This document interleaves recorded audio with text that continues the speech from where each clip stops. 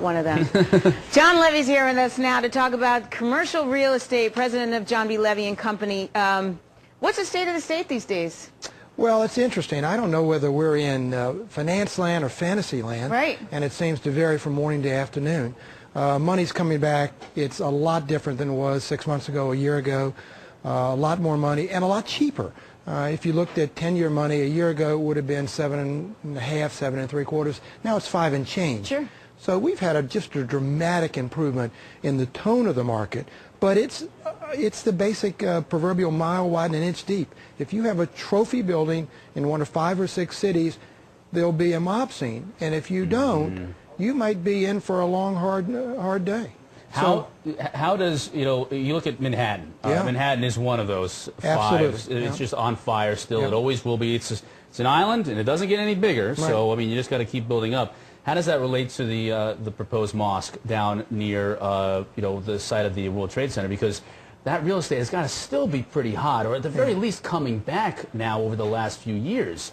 Well, I think in probably 5 or 6 of the major 24-hour cities, Chicago, Boston, Washington, D.C., especially downtown, in Class A buildings, I can imagine. It is a very hot market. And interestingly, we think it's debt-driven. The price of debt is really causing the explosion because all of a sudden you can borrow a significant part of the purchase price at 4 or 5%. Last year, 7.5%. Now, are they getting these loans though? Are the banks making loans so that you can purchase these buildings? Sure, but we're not, for the most part, talking you personally. We're talking about an organization, right? And they may come from an insurance company. It might come from a pension fund. Banks are a little skittish, especially when it goes to long-term fixed-rate money.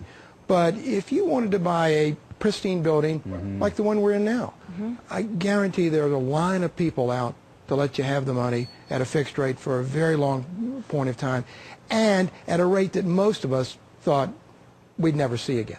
What about the other cities? What about strip malls, office parks, St. Louis, Kansas City?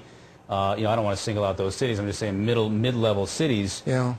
What's the situation there? Well, it's a lot different. It's not nearly as good. If you're in the grocery-anchored shopping center business and you have one of the top franchises or chains in your area, that's good. But if you have a non-anchored shopping center and you're not fully leased, you have a real problem. People don't want to take risk. Everybody is consumed by fear, and they don't know whether fear means inflation or deflation, but they're consumed by it. And so if you're out in the burbs and you are looking at short-term leases and somebody's barber shop and somebody's nail salon, there are not going to be a lot of people standing in line trying to help you. That's interesting. What's interesting to me is the interest rates that you mentioned. Banks don't want to commit to long-term loans because everyone's under the assumption rates are going to go up, right? That's right. So you commit to 30 years at 4.5%, you're leaving money on the table. Yeah, well, 30-year loans are really a figment of the single-family business.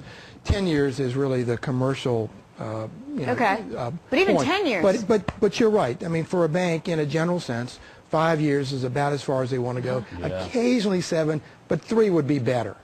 But if you're an insurance company, a pension fund, or in CMBS, 10 years is really the mark. That's where you want to be playing. What's happening with Fannie and Freddie these days? It seems like every day they're in the news again. Yeah, they're in the news bailing water. Yeah. It's really kind of interesting. On the single-family side, they just seem to be in trouble. On the multifamily side, for the last 2 years, really, but for Freddie and Fannie's influence in the multifamily market, there wouldn't have been a market. They were probably 80% of the business in multifamily, and multifamily was the biggest property type. So in 08 and 09, they were it. What we're seeing now, which is very interesting, is we're seeing institutions which are competing with them. And a year ago, they were not only not competing with them, but their money was a lot more expensive. So it wouldn't surprise me at all to find Freddie and Fannie not being the players this year in multifamily that they were certainly in 08 and definitely in 09. Who are those players then that are competing with them? Any number of the life insurance companies. We see a number of the big banks coming back into CMBS. Not the way they were, Chris, because CMBS is not the way it was. For example, this year we'll be lucky if we get to $10 billion in CMBS. The record was $240 billion. So we've got a long way to go. We can double for a while and still be at a very low level. But you can just feel the inertia, and it's starting to roll the way of let's do a little bit more of the securitized business. And frankly, in the commercial real estate business, without securitization, we can't recover. We cannot recover by people keeping loans on books. It's just not a big enough market. So we need it. We have to have it. We don't have a choice. Tell us your thoughts on the hotel industry. We like it.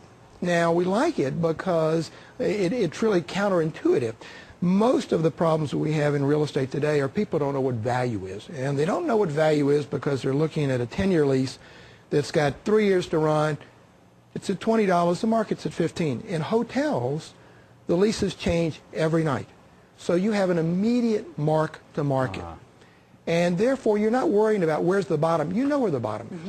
And if a good hotel can make it the last year or two, that's something that you want to invest in, either on the debt or the equity side. But do you do like a big name, like a Starwood or a Hilton? You do. Yeah, I think it would be hard to do a no-name unless you had, again, you had an infill location in Manhattan, where yeah, like a Morgan's Hotel Group has fabulous properties. The Carlisle. I mean, it's not a chain, but everybody knows it. But yeah, we're big on hotels. We think people like them. They get a little extra spread, and the mark-to-market issue is gone.